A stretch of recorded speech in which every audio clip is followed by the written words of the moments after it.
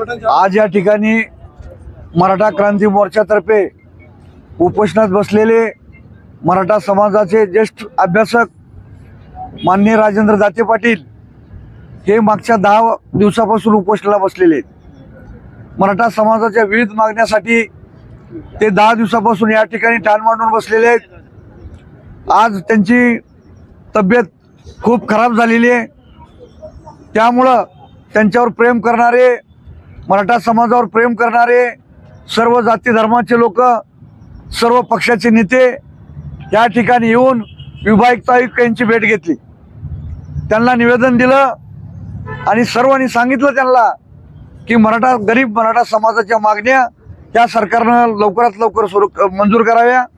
त्याचबरोबर जिल्हा लेवलच्या ज्या मागण्या आहेत ते जिल्हा लेवलला कराव्या आणि लवकरात लवकर दाते पाटलाचं जे समाजाच्या मागण्यासाठी उपोषण सुरू आहे ते सोडावं आणि त्यांची जी प्रकृती ढासळत चाललेली आहे त्याच्यासाठी लोक सगळे चिंतित आहेत।